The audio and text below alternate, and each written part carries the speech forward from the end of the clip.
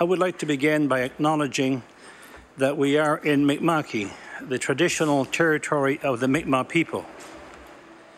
It is a privilege to speak here in the People's House. And as we begin the second session of the 63rd Assembly, let us not forget those who brought us here. Nova Scotians of all generations and backgrounds who help our province grow and succeed, some of whom are with us in this house today. I am grateful for the opportunity to highlight their successes and speak to the strong foundation government has built and the measures it will undertake to continue that success. We are here on the heels of hosting the country's Special Olympians in Antigonish, a national event that demonstrates the best of human spirit, the celebration of sport and community. Congratulations to the organizers and the volunteers for putting on a world-class event. And to the 117 Nova Scotia athletes who competed, taking home a total of 134 medals. Well done, and thank you for inspiring us to work hard and be the best version of ourselves.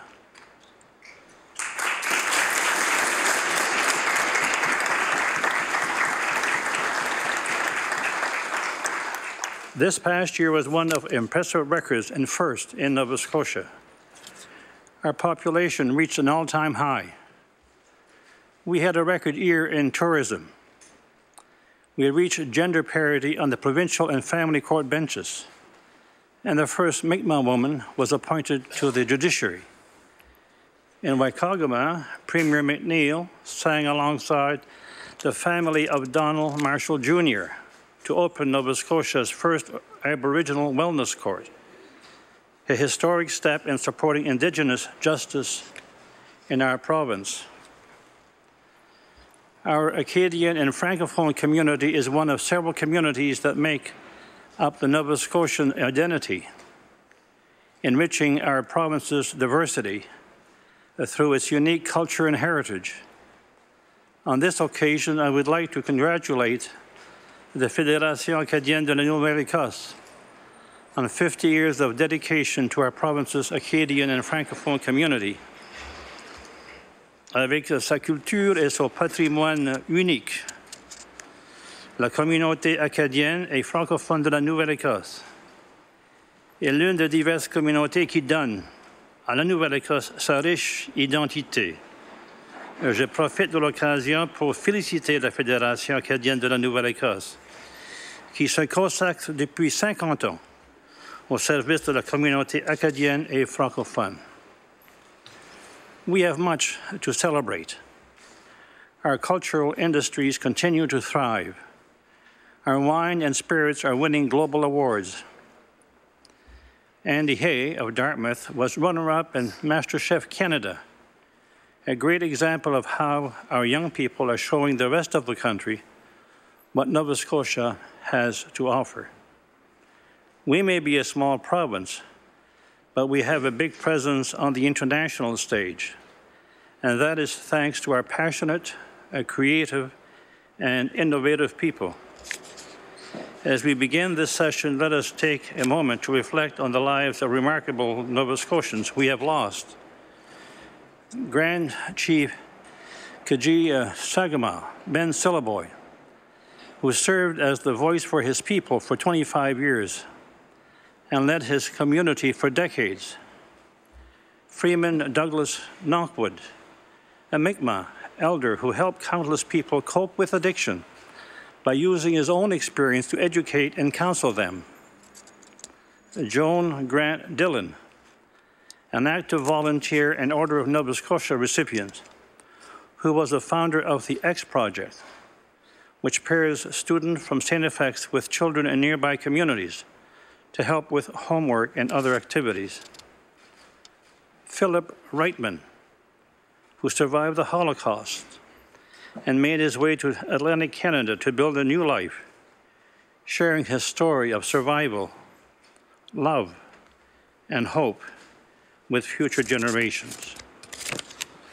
And Dr. Robert Arnold Burden, who served his community of Spring Hill for many years, famously responding to help miners who were trapped underground during the town's mining disaster in the 1950s. We also remember individuals whose contributions were felt in this very chamber: James Buddy McEachran, Russell McNeil, David Muse, and Gerald Doucette. And finally, we remember Kenny Greenham, who was a veteran of the Canadian Armed Forces and served this legislature faithfully as Sergeant-at-Arms for nearly a decade. As we remember their contributions and honor their lives, we look to our future generations to continue to lift up this province. Young Nova Scotians are stepping up. They are entrepreneurs. They are hard workers. They are taking a chance on our province, and they are succeeding. They are contributing to the economy and building pride in their communities. Ils misent sur notre province et en sortent gagnants. Ils contribuent à l'économie et ils font la fierté de leur collectivité. You only need to look around the corner to see it, wherever you live. Young people like Quentrell Provo, the founder and CEO of Stop the Violence movement. Quentrell continues to speak and sing at schools, conferences, and other events all over the country, spreading the message of love against violence. Entrepreneurs like cousins Nick Walsh and Erica Usher, who opened a branch of Nova Scotia founded restaurant Burrito Jack's in Sydney River after graduating from Cape Breton University last year. Joey Hawkins, who started Skilled Masons and Restorations in Dartmouth, and the trio of Matt Winchester, Dougal Armour, and Mitchell Kane, who founded the startup Food Buy out of a sandbox at Acadia University. These and many more young people show courage and confidence in themselves and in the future of this province. Government's focus is helping to give youth the tools to succeed and grow here at home. Co-op education, MyTech internship, and new and improved workforce attachment programs are providing young people and underrepresented groups with more opportunities. Right now, students are developing their innovative and entrepreneurial skill sets through 10 different sandbox programs on university and community college campuses around the province. The Graduate to Opportunity program is helping employers fill new positions with young people within their first year of graduating from a post-secondary institution. More than 650 new graduates have been hired into full-time jobs in their chosen field of study. Since the diversity bonus was offered in 2017, the number of diverse hires under the program now tops 100. Young people, new residents, and local and international graduates now have more opportunity to connect with leaders in their communities as the Connector program expands across the province. Nova Scotians like Maguro Yunana, who moved from Nigeria in 2011, are now able to make meaningful connections that help them build successful careers here in our province. Today, Maguro works at Green Power Labs in Dartmouth as a building energy modeling specialist. Apprenticeship is on the rise in Nova Scotia. As a result of investments such as the Apprenticeship Start program and eliminating tuition for technical training, more apprentices are being trained and more employers are hiring them. As well, dependents of those who receive employment support and income assistance, and youth in the care of the Minister of Community Service now have access to the Career Rising program. Following a successful pilot with 15 young people last year, this program aims to help end the cycle of intergenerational poverty and create career opportunities by giving youth access to training and skills development, paid work experience with local employers, and a grant to help offset the cost of post-secondary studies. Government will continue to identify creative economic solutions, ensuring our youth are part of building a stronger Nova Scotia. Government also relies on the knowledge and experience of our older population. Earlier this year, we celebrated the one-year anniversary of the launch of SHIFT, Nova Scotia's action plan for an aging population.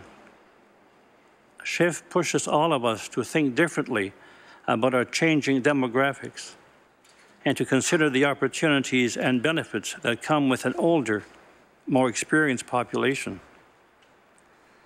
The progress made in the first year reflects our commitment to action, from new entrepreneurship and mentorship initiatives for older adults to new funding for community transportation and housing. Innovation is critical to the long-term economic success of our province. L'innovation est essentielle au succès économique à long terme de notre province. Our startup community is thriving.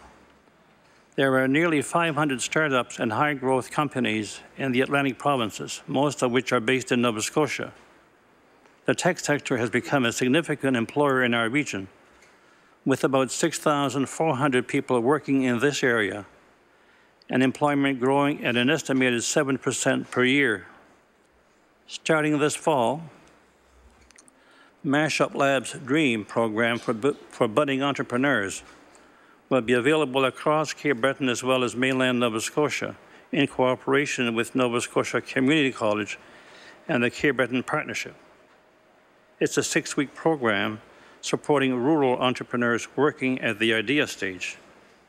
Incubators are driving growth across all regions of this province.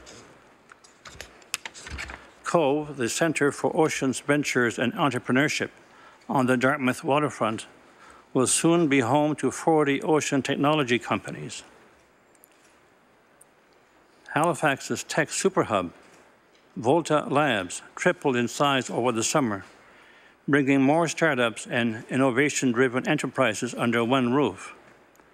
Volta has housed more than 50 startups since 2013, employing more than 300 people and raising more than $60 million in equity financing.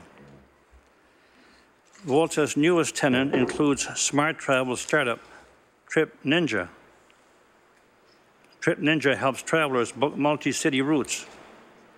Co-founders Andre Collart and Brett Ziegler started the business while attending Dalhousie University. They have since completed their studies and are working on Trip Ninja full-time. Ignite Labs in Yarmouth is helping more technology companies get started, too. 6 companies are already working out of Ignite Labs. Scott Daphne is one of the first residents of the new business incubator. Scott has developed a recyclable lobster trap that is made of plastic and will last up to 10 years, far outliving the wire traps that most fishermen currently use. Momentum Cape Breton is bringing the island startup community closer together through business coaching, networking, and mentorship opportunities. 16 new technology entrepreneurs participated in Momentum activities last year, and a new maker space for entrepreneurs, students, and other creative minds will open soon in the New Dawn Centre for Social Innovation in downtown Sydney. There is now more support for businesses who want to grow their exports and those who want to start exporting. Companies like Angus Poulin's Halifax-based Childcare, which he created following his family's experience in a serious traffic accident. It is the world's first device that eliminates cell phone use while driving, and now he deals with businesses from around the globe. Government continues to promote the province to the rest of the world. Le gouvernement continue de se faire connaître la province au reste du monde. We are all ambassadors for Nova Scotia and have a role to play in helping investors understand the many reasons why they should look at this province. Exports to Asia continue to grow. 10 years ago, we exported $315 million to Asia. This past year, exports have more than tripled to $1.16 billion, with China as our largest exporter partner in the region. We are making progress in attracting a direct passenger flight between Halifax and China, which will bring more people to our province and help export our world-class products. Nova Scotia's first culture sector mission to Asia opened the door for new partnership, including exhibit opportunities featuring the work of treasured Nova Scotia artist Maud Lewis. We had our best year yet for tourism in 2017, and last year was the fourth consecutive year of growth. Tourism revenue reached $2.7 billion, and a record 2.4 million visitors came to the province. Towns like Talamagouche are building on our history to invigorate our communities. Led by dedicated volunteer and road train buff Dave Gunn, the town is believed to be the first of its kind in Canada to have a road train. The 28-passenger vehicle looks like a 1950s steam engine, with a passenger car and ferries local residents and tourists among the town's attractions. Our traditional sectors are also embracing an innovation. One time honored tradition will soon get an innovation twist in Nova Scotia. Researchers have identified a Christmas tree that holds its needles for 3 months longer than the average balsam fir. Growers will be able to sell the smart tree for a higher price in established markets, get to market sooner, and supply new markets across greater shipping distances. Our ocean provides us with a significant opportunity for innovation and economic growth, and government will continue to seek ways to drive our ocean advantage.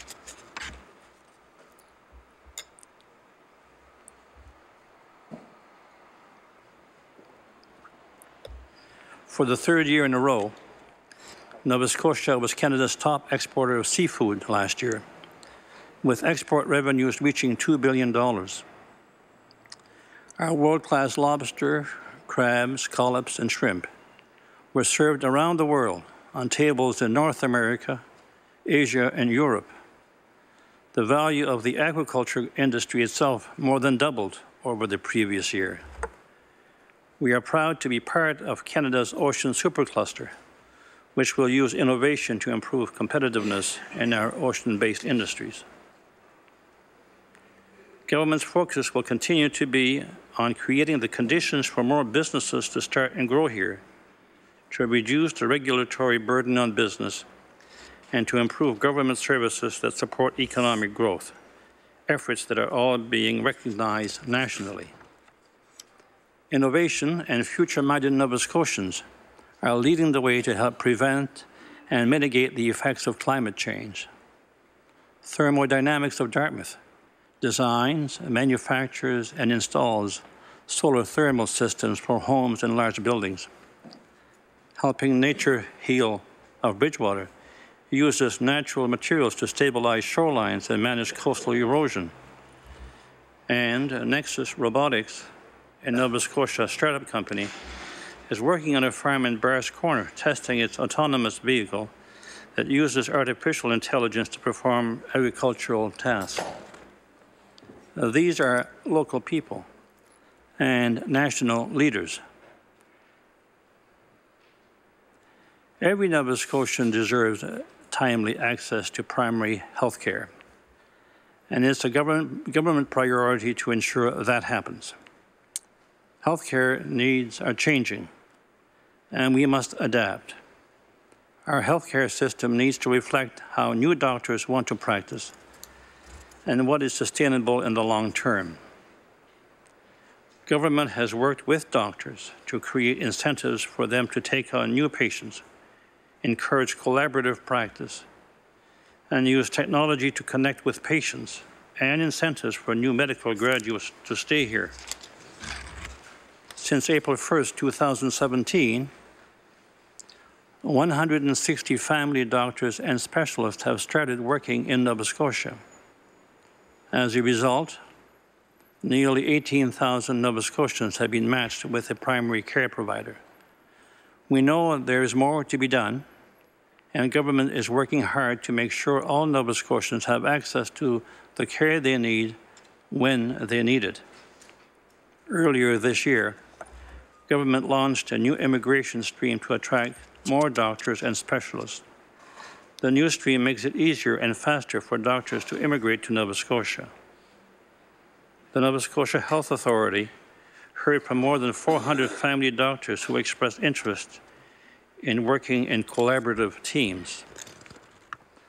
There are now more than 50 collaborative practices in various stages of development across Nova Scotia, and the Health Authority is working with 100 groups to enhance existing teams and create more. Marla McDonald is the nurse practitioner at the Westville Medical Clinic. She cares for approximately 800 patients who were on the Need of Family Practice Registry in that area. Team members at clinics like hers support one another and are able to take on more patients, improving access to health care for Nova Scotians.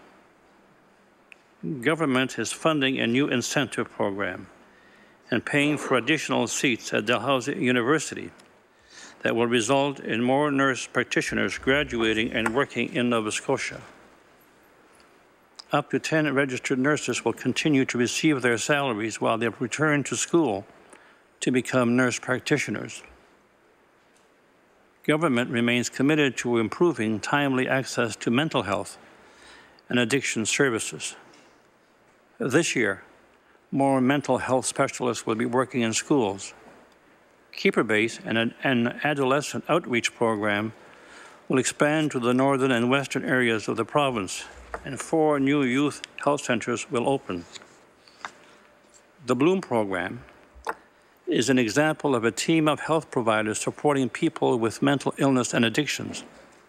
The program, led by David Gardner and Andrea Murphy, sees community pharmacists offering patients education and resources about mental illness, addictions, and medications to support their recovery and connect them with local services when needed. Government recognizes that the best quality care must be matched by the quality of the facilities. The QE2 and the Care Breton redevelopment projects are once-in-a-generation opportunities to rethink and rebuild the way we deliver health care in Nova Scotia. Both projects will see a significant investment to modernize services and structures. These changes are about delivering better, more accessible care to Nova Scotians in improved spaces with newer technologies, helping us recruit and retain more doctors, nurses, and other health specialists. Nova Scotia's first 2 residential hospices will open next year and will provide a home-like setting for patients and their families in Halifax and the Annapolis Valley. People often turn to government when they feel that they have no other option. They may have lost a job, be raising a child with complex needs, or fleeing an abusive relationship. They may be trying to overcome addictions, or dealing with mental health challenges, or living with physical disabilities that make staying at home next to impossible. Whatever the situation, people in need must be supported to help build the income security they need to lead fully independent lives. Quelle que soit leur situation, il faut aider les gens dans le besoin à obtenir la sécurité du revenu nécessaire pour qu'ils vivent une vie pleinement autonome. That's why government is working with the Halifax Regional Municipality to pilot a program that provides transit passes to people on income assistance. All those on income assistance in the city, along with their spouses and dependents, are eligible for the pass. Many people told us that getting the transit pass is life-changing because it allows them to go to the grocery store, visit with friends and family, and take part in their communities. This year, Nova Scotians saw the biggest tax cut in our province's recent history, as the basic personal exemption increased for 500,000 taxpayers. With this change, 60,000 people will no longer pay provincial income tax. On October 1st, government will introduce Part 1 of the standard household rate, a wage exemption allowing those receiving income assistance to keep more of the money they earn.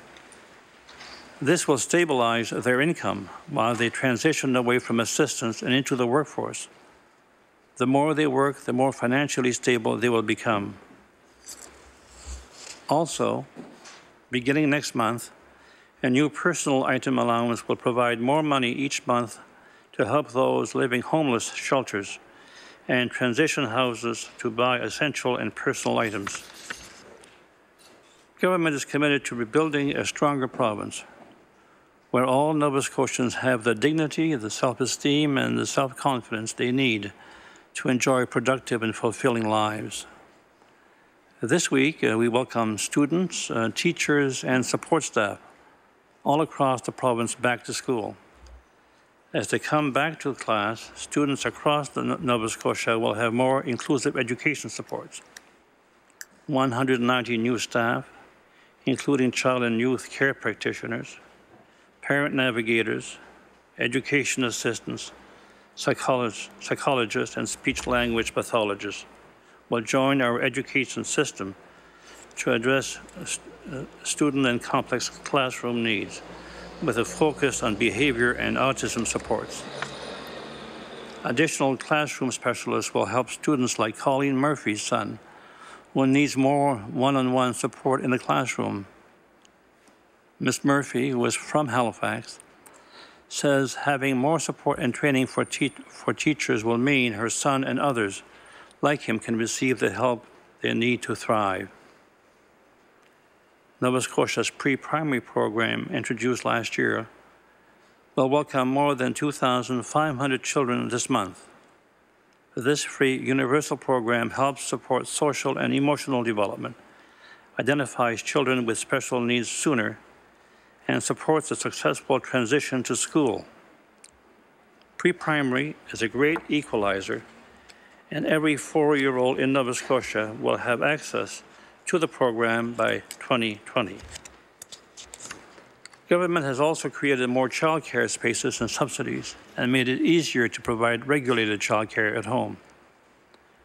Government is creating 135 new seats in early childhood education programs over the next 3 years through the Nova Scotia Community College, and will support people from underrepresented groups to access early childhood education training. Government is connecting and building stronger communities. Investments in transportation and infrastructure will better connect Nova Scotians to schools, jobs, recreation, healthcare, and other services, both within their own communities and with others. An accessible province is good for everyone. Government wants a province where everyone can live in a positive environment that is inclusive, supportive, and fulfilling. Une province accessible est une bonne chose pour tout le monde.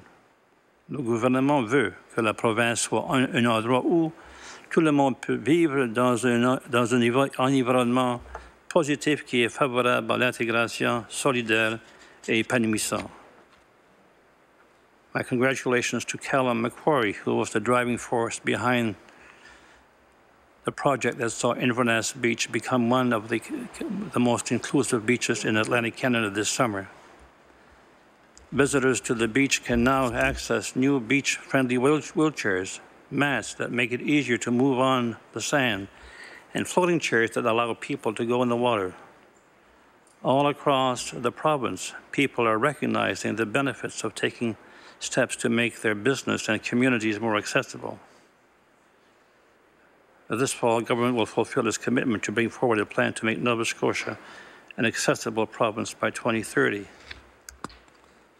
Our 100 series highways are the backbone of our transportation network. They carry people, goods, and services across Nova Scotia every day and are crucial to growing our communities. Our Premier and the Prime Minister stood beside Joe McDonald, Chief of the Barneys River Volunteer Fire Department this summer to announce the twinning of Highway 104 from Sutherland's River to Antigonish. This project will make the road safer for generations to come. And we want to thank Chief McDonald for his continued dedication to road safety. This session, government will introduce a new Traffic Safety Act to replace the outdated Motor Vehicle Act. The new act will make our roads safer for all users, drivers, bicyclists, and pedestrians.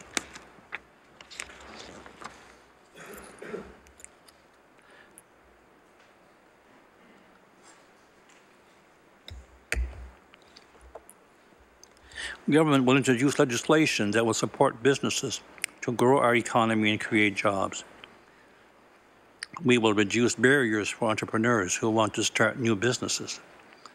We will reduce interprovincial trade barriers to help Nova Scotia products get to new markets within Canada.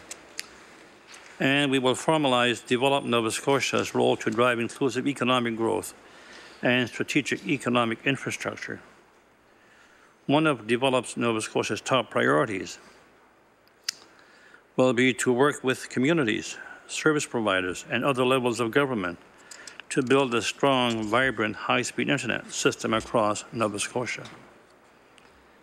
In this session, government will build on the tremendous momentum that has been created in Nova Scotia by Nova Scotians, the people you have heard about in this House today and many others. There is a buzz about this province on the national stage and beyond. From Scotiabank Economics, the compilation of growth initiatives look to Nova Scotia's existing strength, including its skilled workforce, multiple post-secondary institutions, and growing reputation as an East Coast hub. From BMO Capital Market Economics, Nova Scotia is distinguishing itself from most of its Central and Atlantic Canada peers. And from Michelin, any company that's looking to expand in North America should seriously consider Nova Scotia. We are at a pivotal moment in our history. There are numerous indicators that Nova Scotia is performing at a high level compared to other provinces. And while that and should make us proud, we must not become complacent. We must capitalize and build on this success at this moment in time to propel Nova Scotia towards even greater prosperity. This will require progressive government policy, and it will also require all of our communities and citizens to work together, to support one another, and to truly believe that this is our time. Government believes it is our time to achieve a level of success that would make past generations proud, our time to ensure that future generations prosper. Le gouvernement croit fermement que c'est notre tour d'atteindre un niveau de succès qui rendra fiers les générations précédentes, notre tour de faire sorte que les générations futures soient prospères. Thank you to all my fellow Nova Scotians. Merci. God bless Nova Scotia. God bless Canada. And God save the Queen.